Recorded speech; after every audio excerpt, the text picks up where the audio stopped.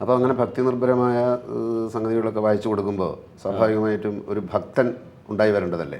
ഭക്തൻ എന്നതിലുപരി ഈ അമ്മയുടെ കഥകൾ കേട്ടാൽ തിരിഞ്ഞ് നടക്കാൻ പറ്റില്ല. അമ്മാതിരി കഥകളായിരിക്കും. ഈ അവിടെ ഇവിടെ എല്ലാം പ്രേതാന്നിയായിരിക്കും. അങ്ങനെ ചെറുപ്പത്തിൽ പുറത്തിറങ്ങില്ലേ, പഠിക്കണമെങ്കിൽ ഭയങ്കര പേടിയാണ്. ചെറിയ പേടിയല്ല, അതിഭയങ്കര പേടിയായിരുന്നു. അതായത് അമ്മാതിരിയാണ് കഥ. ഈ മറ്റേ പ്രേതം, മറ്റേ പിശാച്, അത് ഇത് മറ്റേ ഇന്നയാൾ എന്നൊക്കെ പറഞ്ഞിട്ട് ഒരുപാട് കഥകൾ വരും. അപ്പോൾ അമ്മ അടുക്കളയിൽ നിന്ന് അരക്കുമ്പോൾ അതിനടുത്ത് ആ പടിയുമ്മൽ വിളക്കും വെച്ചിട്ട് ഞാൻ പഠിക്കുക. കാരണം ഒറ്റക്കൊരു മുറിയിൽ ഇരുന്നിട്ട് പഠിക്കലൊന്നും എനിക്കന്ന് ആലോചിക്കാനേ പറ്റും. എന്തായാലും ഉറപ്പല്ലേ.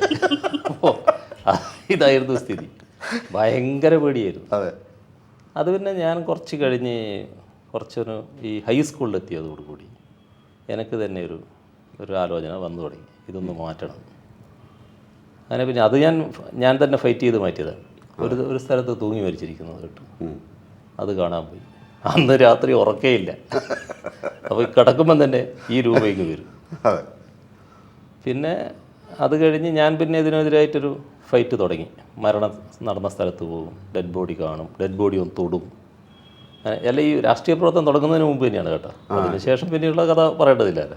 പറയേണ്ടതുണ്ട്. അപ്പോൾ അങ്ങനെ ഒരു ദിവസം പാറപ്പുറത്ത് ഒരു പരിപാടിയുണ്ട്. അപ്പോൾ ഈ പേടി കുറച്ചൊന്ന് മാറി നിൽക്കുന്ന സമയമാണ്. എന്നാലും പൂർണ്ണമായിട്ട് അങ്ങ് പോയി എന്ന് പറയാനും കഴിയില്ല, ഒരു ചെറിയ അംശം ബാക്കി നിൽക്കുമല്ലോ. അപ്പോൾ പരിപാടി കഴിഞ്ഞ് എനിക്ക് തോന്നി എന്നാൽ വീട്ടിൽ പോയി കളിയാണ്. പരിപാടി കഴിഞ്ഞില്ല, അതിനിടയ്ക്ക് തന്നെ. അപ്പോൾ വരേണ്ടത് പാറപ്പുറം പള്ളി വഴിയാണ്. പള്ളിയെ പറ്റിയുള്ള കഥകൾ ധാരാളമാണ്. അവിടെ മുഴുവൻ പ്രേതങ്ങളാണെന്നാണ്. അങ്ങനെ ഞാൻ ഒറ്റക്ക് അതിൽ രാത്രി ഒരു 12 മണി കഴിഞ്ഞ സമയത്ത് ഇങ്ങനെ വരിക. ഇവിടെ ഒരു മരമുണ്ട്.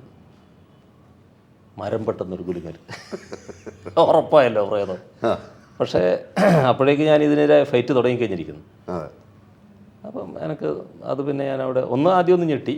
എന്നാൽ പിന്നെ എൻ്റെ ആലോചനയിൽ വന്നു അത് പക്ഷി പറന്നതാണ്. നോക്കുമ്പോൾ ഒരു പക്ഷി തന്നെയാണ് പറന്നത്. ഞാനിങ്ങനെ കൂളായിട്ട് നടന്നിങ്ങ് പോകുന്നു.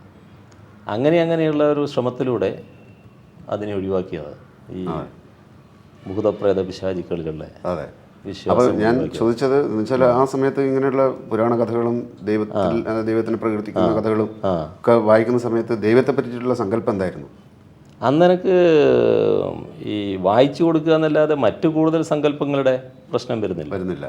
അതില്ല, ഇതാണ് ഏറ്റവും പ്രധാനം. ഈ ചെറുപ്പത്തിൽ ക്ഷേത്രങ്ങളിലൊക്കെ പോകുന്ന പതിവുണ്ടായിരുന്നു? ക്ഷേത്രങ്ങളിൽ എല്ലാ ക്ഷേത്രത്തിലും പോകുമല്ലോ. അത് പിന്നെ തൊഴുന്നില്ല. അതെന്തുകൊണ്ടാണ്?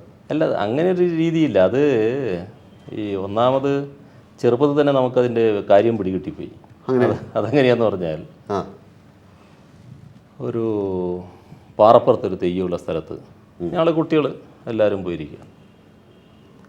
അപ്പം ആണ്ടിപ്പണിക്കർ ഭയങ്കരൻ കുട്ടിച്ചാത്തൻ കിട്ടുന്ന ആളാണ്.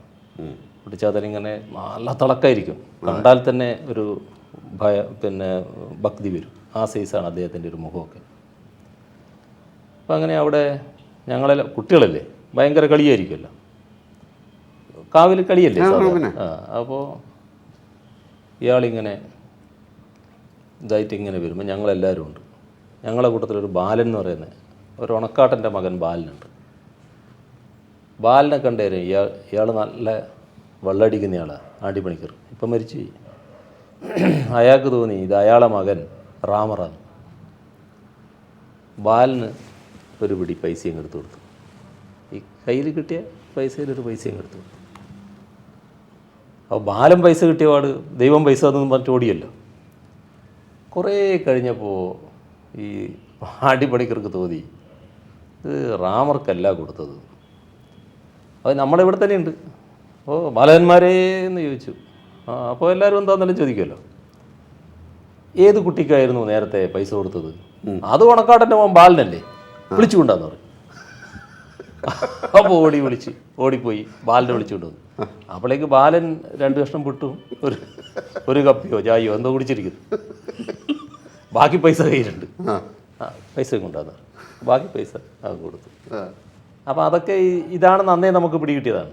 ഇത് ദൈവമല്ല. പക്ഷെ അത് മനുഷ്യന്മാർ ദൈവത്തിന്റെ വേഷം കിട്ടിയത്. അതെ അതെ അതെ. പക്ഷെ ദൈവം എന്ന് പറയുന്ന പ്രതിഷ്ഠയായിട്ട് ക്ഷേത്രത്തിലിരിക്കുന്ന ദൈവത്തിന് തൊഴാൻ പോകുന്നത് വേറൊരു സങ്കല്പമല്ലേ? അത് പക്ഷേ അതിനെനിക്ക് അങ്ങനെ വിശ്വാസം ഉണ്ടായിട്ടില്ല. എന്തുകൊണ്ടായിരിക്കും? അത് പിന്നെ ഏട്ടൻ്റെയൊക്കെ സ്വാധീനമായിരിക്കും. ഇതിനെതിരായിട്ടുള്ള വർത്തമാനം. ഒരിക്കലും ദൈവവിശ്വാസം എന്ന് പറയുന്ന സംഭവം ഉണ്ടായിട്ടില്ല. ദൈവത്തെ അങ്ങനെ വിശ്വസിക്കുന്ന ഏർപ്പാടുണ്ടായിട്ടില്ല. അതങ്ങനെ ഉണ്ടായിട്ടില്ല. അതെ. പക്ഷേ ഇപ്പം നമ്മുടെ പക്ഷേ ഈ പറഞ്ഞ ഭൂതപ്രേത വിശ്വാസികളിൽ വലിയ വിശ്വാസമായിരുന്നു ആദ്യഘട്ടത്തിൽ. അത് ആ പേടി മാറ്റാൻ വേണ്ടി ഒരാളെടുത്ത് കൊണ്ടുപോയിരുന്നു അമ്മയാണ് ഇതിൻ്റെ മൂലകാരണക്കാരി. അവിടെ ഒരു ഗുരുനാഥൻ കൂടുന്നൊരു സ്ത്രീയുണ്ട്. ആ സ്ത്രീയുടെ അടുത്ത് പോയി. അപ്പോൾ സ്ത്രീ ഇങ്ങനെ പിന്നെ ആരാ ശരീരത്തിൽ എന്നൊക്കെ ചോദിക്കുന്നുണ്ട്. എല്ലാം ഞാൻ കേൾക്കുന്നുണ്ടല്ലോ. അപ്പോൾ അവസാനം പറഞ്ഞ് എവിടെ കൊണ്ടുപോയി ഒഴിപ്പിക്കണം? പളനിയിൽ. അപ്പം ഞാൻ വിചാരിച്ചു എന്നാൽ പളനി കണ്ട കളിയാണ്, എന്നാൽ പളനിയിലെന്ന് പറഞ്ഞു. അപ്പോൾ കഴിഞ്ഞ് ഇങ്ങ് വന്ന് ഞാൻ അമ്മയോട് പറഞ്ഞു അത് പ്രേതമൊന്നും പറഞ്ഞല്ല, ഞാൻ പറഞ്ഞ പളനിന്ന് പളനിയൊന്ന് കാണാൻ വിചാരിച്ചിട്ട് ഞാൻ പറഞ്ഞത്. അതോടുകൂടി അത് തീർന്നു. അമ്മയ്ക്കും അപ്പോൾ അല്പാൽപ്പം ഈ പറഞ്ഞത് ശരിയാണെന്ന് തോന്നി തുടങ്ങൽ അതിൻ്റെ ഭാഗമായിട്ടുണ്ട്.